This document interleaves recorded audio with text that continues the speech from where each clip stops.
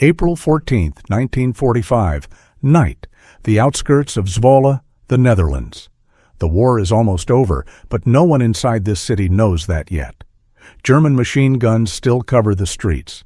Explosives are wired to bridges. Civilians are hiding in basements, waiting to die in the final, pointless days of a collapsing Reich. And somewhere in the dark, moving alone through ruined streets, is one man who is not supposed to be here at all. If he is discovered, he will not be captured. There will be no backup, no rescue, no second attempt. And by morning, the city will either still be occupied or mysteriously free.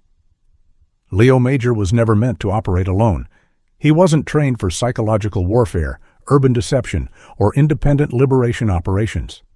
He was Canadian infantry, a scout, the kind of soldier armies use to look ahead, report back, and disappear before trouble arrives. Except Leo Major had already learned something the system never quite understood. When everything is collapsing, rules stop protecting you. Months earlier, in the Netherlands, a phosphorus grenade exploded near his face. He lost his left eye completely. Doctors told him the war was over. Commanders agreed. One-eyed soldiers didn't belong at the front. Depth perception mattered. Reaction time mattered. Survival mattered. Leo Major refused to leave. He told them he only needed one eye to shoot Germans. They let him stay because the war was already burning through men faster than logic could keep up. By April 1945, Canadian forces were advancing through the Netherlands, clearing towns the Germans no longer had the strength to defend, except when they did. Zwolle was one of those places that shouldn't have mattered anymore, but still did. German units inside the city were ordered to hold, delay the Allies, create chaos, blow the bridges if necessary. The Canadian unit approaching Zwolle was tired. Casualties had thinned the ranks. Commanders didn't want another costly street fight in the final weeks of the war, so they sent 2 scouts forward to recon the city.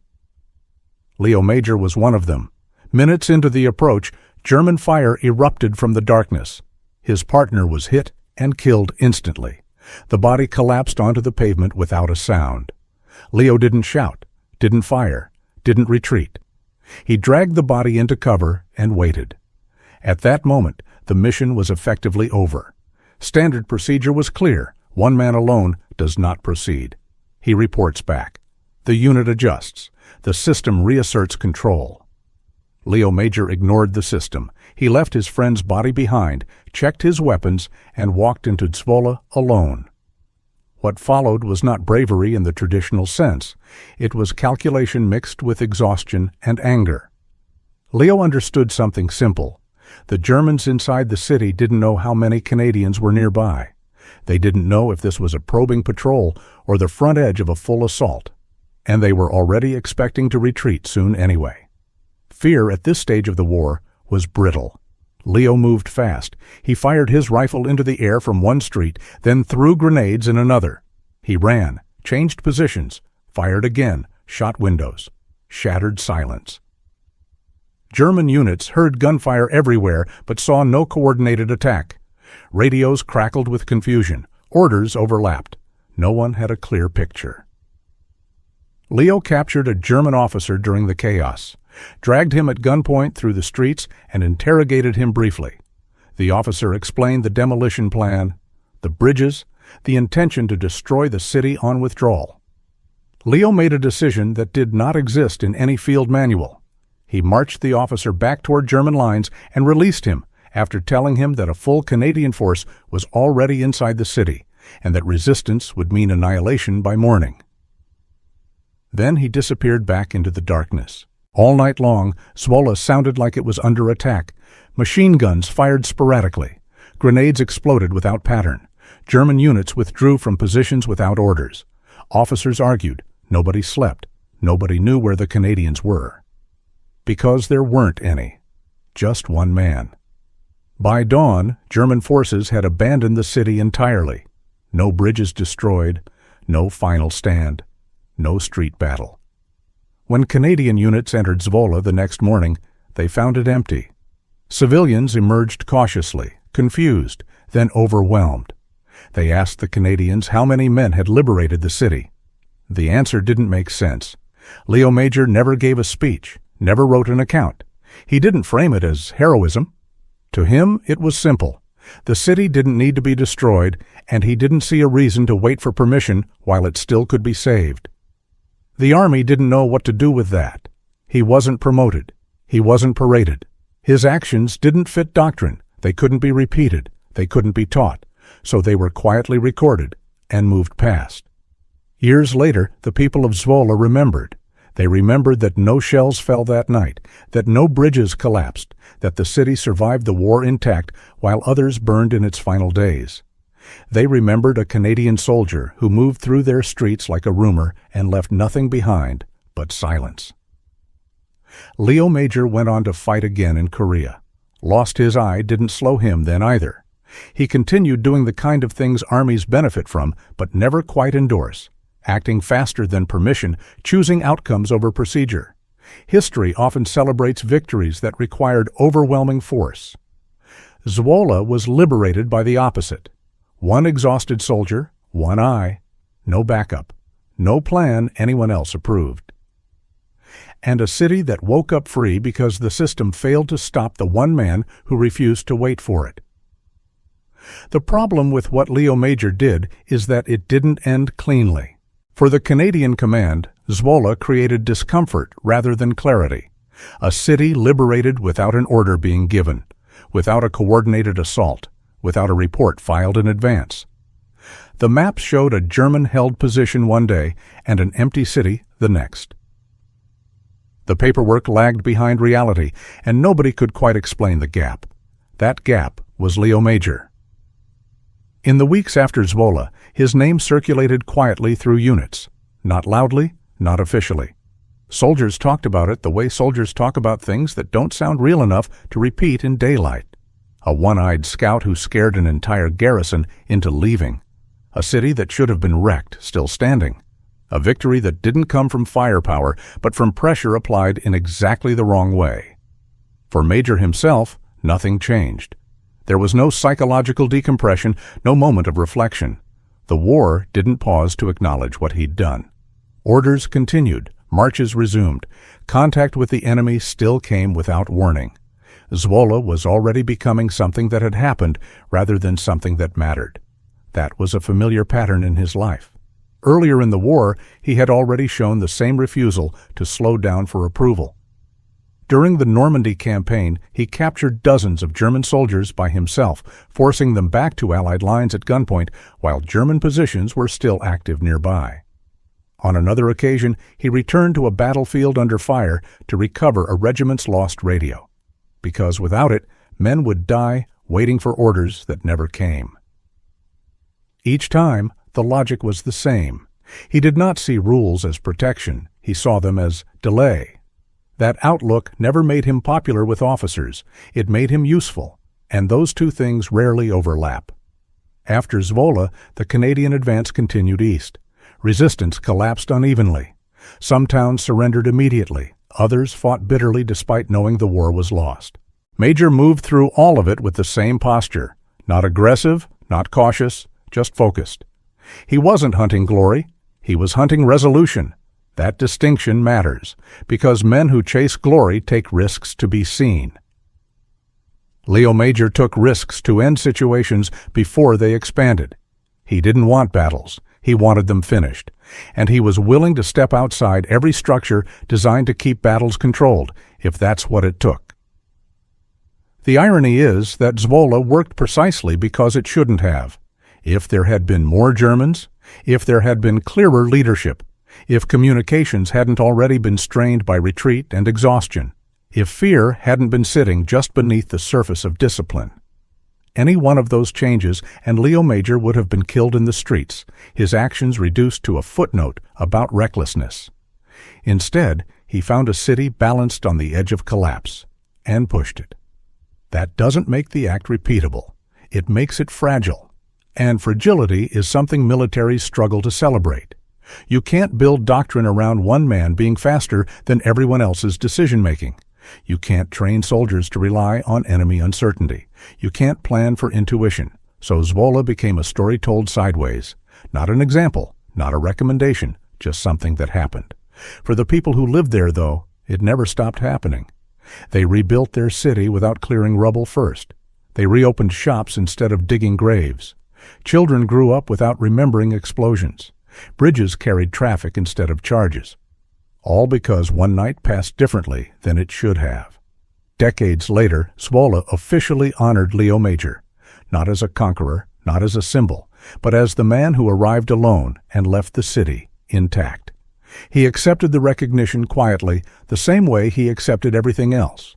No correction, no reinterpretation, just acknowledgement. He never claimed he liberated the city by himself. He simply didn't correct anyone who noticed that he was the only Canadian there when the Germans left. And that's where his story settles, not as a myth, not as a lesson, but as a reminder that sometimes history doesn't turn because a plan worked. It turns because one person moved faster than the collapse around him and refused to wait for permission while a city still had time to be saved. What makes Leo Major difficult to place in history is not what he did, but what followed. There was no ripple effect through doctrine, no sudden embrace of lone wolf operations, no change in how cities were taken or how scouts were used. The war ended weeks later, and attention moved on to rebuilding, to victory parades, to explanations that made sense on a large scale. Zwolle didn't scale. It remained stubbornly singular. For Major, that was fine. When the fighting in Europe ended, he didn't linger in celebration. He didn't attach himself to veteran circles or try to shape how the story was told. He went home briefly, then left again. When the Korean War broke out years later, he volunteered without hesitation. Different war, different terrain, same instincts. Once again, he operated ahead of the line. Once again, he ignored advice that felt slower than reality. During the battle for Hill 355, he led a small force through terrain the enemy believed impassable, retook ground that had already been written off, and held it against repeated counterattacks. The pattern didn't change. He didn't wait for certainty. He moved when movement was still possible. By then, he had learned something about himself that officers rarely like to hear out loud. He functioned best when structures were failing, not in chaos for its own sake, but in the narrow window where plans were breaking down and outcomes were still fluid, where hesitation caused more damage than action, where most people froze because the situation no longer matched the rules they'd been taught. That window is rare. Zwolle happened to sit squarely inside it. The danger in telling his story is turning that moment into destiny. As if he was always meant to do that, as if it couldn't have gone any other way. In reality, it balanced on dozens of variables he couldn't control. German morale, confused command, the absence of a single decisive voice ordering resistance, the fact that the city hadn't already been rigged beyond saving. Major never denied any of that. He didn't claim genius. He didn't claim inevitability. He claimed only that he acted because waiting felt worse. That distinction is why his story endures. Not because it suggests everyone should act alone, but because it shows what happens when someone recognizes that the cost of inaction has finally exceeded the cost of risk, and acts before anyone can stop them. Zwolle still stands, not frozen in time, but intact enough to remind people that its survival wasn't guaranteed. Streets that could have been reduced to rubble remained streets. Bridges carried life instead of debris. The war passed through without finishing its work. For most cities, liberation came with scars that never faded. Zwolle's scar is different. It's the absence of destruction, the missing chapter where devastation was supposed to go. Leo Major lived long enough to see that absence harden into memory, to see a city treat survival itself as something worth commemorating. He never asked for that, never shaped it, never leaned into the idea that he had saved anything alone. But he didn't deny it either, because sometimes the truth sits uncomfortably between extremes. Not heroic enough to celebrate loudly, not ordinary enough to ignore. One man, one night, one city that woke up expecting death, and instead found quiet. And that quiet, unlike so many things in war, lasted. The quiet that followed Zwolle never became normal for Leo Major. It didn't settle into pride or nostalgia. It didn't turn into stories told at tables or speeches delivered on anniversaries. For him, it remained unresolved, not because it troubled him, but because it never fit into a category he recognized. It wasn't a mission. It wasn't a battle. It was a moment when the usual sequence broke and he stepped through the gap. That kind of moment doesn't repeat itself often, even for someone like him. After Korea, after Hill 355, after the years of soldiering finally ended, Major faded almost completely from public awareness. He didn't seek interviews. He didn't write memoirs. He didn't attach himself to veterans organizations as a symbol or a representative. He lived quietly, worked ordinary jobs, raised a family, and carried his experiences without display. To people who knew him later, there was little indication of what he had done. One eye, yes. A blunt manner, a refusal to dramatize anything. He spoke in short sentences. He listened more than he talked. If the war came up, he redirected the conversation or let it die out on its own. That restraint was consistent with everything else about him. He had never needed witnesses in Zwolle. He didn't need them afterward either. The strange thing is that the city remembered even when the world didn't. Zwolle didn't turn his story into legend. It treated it as fact. Street names, commemorations. A quiet gratitude passed down rather than announced. For the people who lived there, the idea that the city didn't burn was tangible. It shaped their lives in ways statistics never could. They didn't care whether it fit doctrine. They cared that their parents survived, that their houses stood, that the war ended without one final unnecessary act of destruction. Major understood that instinctively. He had never been interested in victory as an abstract, only in outcomes that couldn't be undone once the moment passed. That's what makes his story uncomfortable for traditional military history. It doesn't reinforce systems. It exposes their limits. It shows that there are moments when procedure lags behind reality, and waiting for alignment means losing the last chance to influence events. Those moments are rare, dangerous, impossible to standardize, which is why most armies prefer to pretend they don't exist. Leo Major didn't pretend. He also didn't argue. He acted once when the conditions aligned and then never tried to recreate it. He didn't chase that night for the rest of his life. He didn't need to. It had already happened. The war ended. Europe rebuilt. Cities rose and fell under new pressures, new histories. Zwolle remained what it was, a place that escaped its final destruction not because of overwhelming force, but because one man recognized that the usual logic had expired. That recognition is not teachable. It can't be trained. It can't be ordered. It arrives only when experience, timing, and personal threshold intersect, and when someone is willing to move before certainty arrives. Leo Major moved, and a city lived with the consequences of that decision long after the gunfire elsewhere finally stopped. The difficulty even now is knowing where to place that decision. Was it courage? Was it instinct? Was it exhaustion finally overriding caution? Leo Major himself never gave an answer because answers suggest intent, and intent suggests design. What he did in Zwolle felt closer to recognition than planning, the recognition that the moment was already slipping away and that waiting for clarity would only guarantee the worst outcome. Most soldiers are trained to survive chaos by narrowing their world. Follow the order, hold the line, move when told. That training saves lives most of the time. But it also creates blind spots. It teaches you to assume that someone else sees the larger picture. In Zwolle, no one did. German officers were preparing to withdraw but hadn't coordinated it. Canadian commanders were preparing an assault they didn't want to fight. Civilians were trapped between two sides, both waiting on decisions that hadn't been made yet. The system on every side was stalled, each layer waiting for the next to move.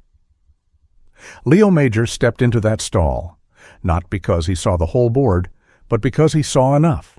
Enough to understand that fear was already doing the work. enough to understand that noise, movement, and uncertainty would push things in the direction everyone secretly wanted but couldn't authorize yet, enough to understand that speed mattered more than correctness. That understanding never became part of doctrine because it can't be verified in advance. It only becomes obvious afterward when the city is still standing, when the bridges are intact, when the civilians come out into the streets confused but alive. History prefers causes that can be repeated. Zwolle isn't one of them. It remains an exception, and exceptions make institutions uneasy. They don't scale, they don't replicate, they don't offer clear guidance. All they offer is the uncomfortable truth that sometimes outcomes hinge on decisions made outside the approved structure. Leo Major never tried to universalize that truth. He didn't argue that others should do what he did. He didn't frame it as a model. He simply acted when the cost of not acting became unacceptable to him personally. That's why his story endures quietly rather than loudly.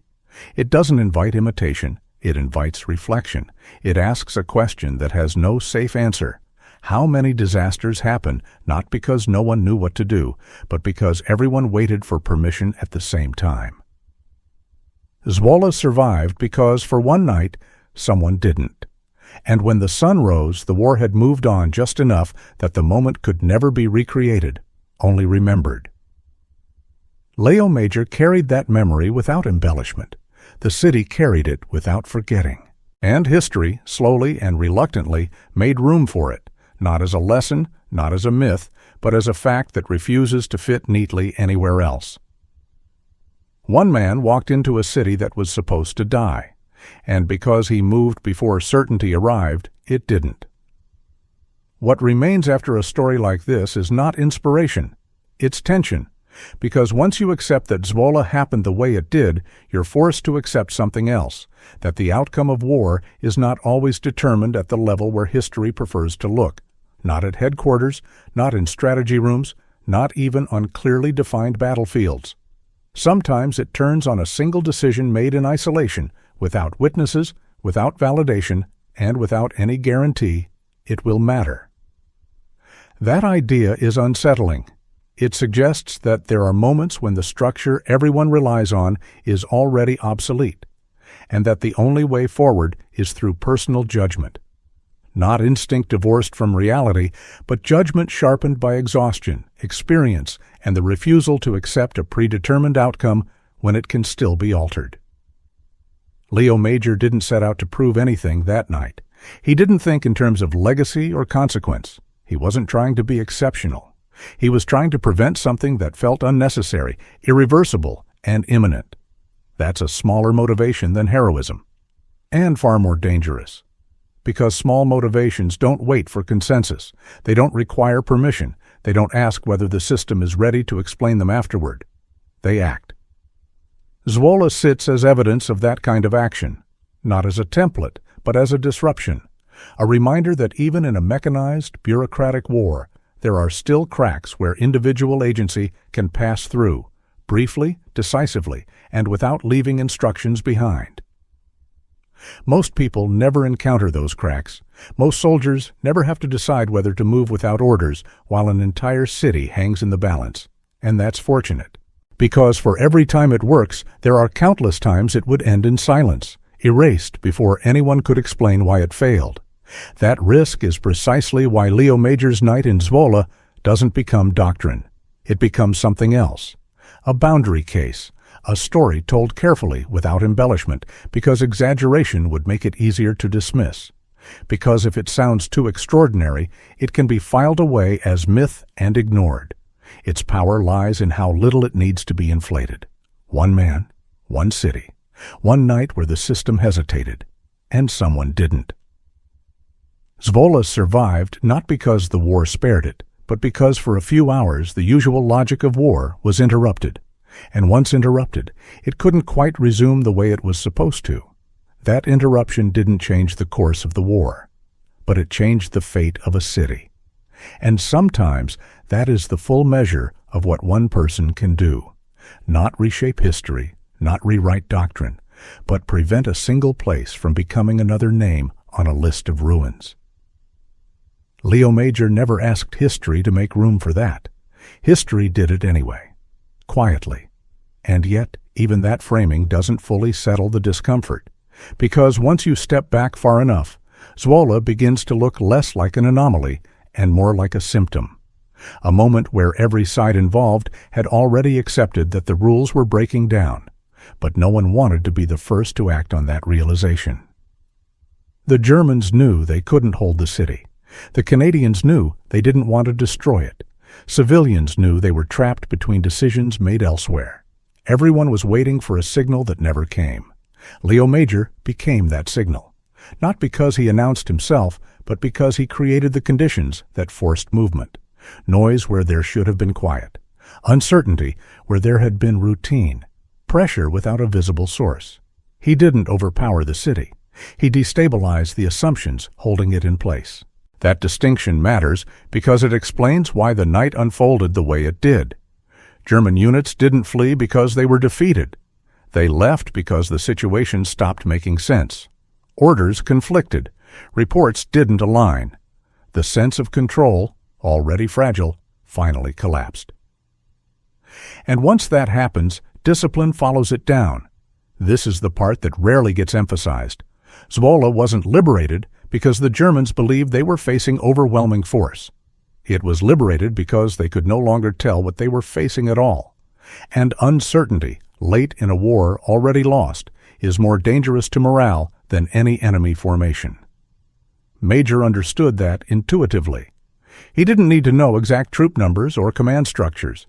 He needed to know one thing, that the enemy was tired, retreating, and afraid of being cut off. Everything he did that night was designed to amplify that fear without ever revealing its source. It was psychological pressure applied at exactly the wrong time. And it worked once, only once, because the conditions that made it possible were already vanishing. By the next morning, the front had shifted. By the next week, the war in Europe was effectively over. Whatever window had existed closed behind him, leaving no opportunity to repeat the act even if someone had wanted to. That's why the story never becomes a pattern. It exists in isolation, bounded by a very specific convergence of collapse, timing, and personality. Remove any one of those elements, and the outcome changes completely. Major is killed. The city is destroyed. Or nothing happens at all. History is full of those intersections. Most pass unnoticed.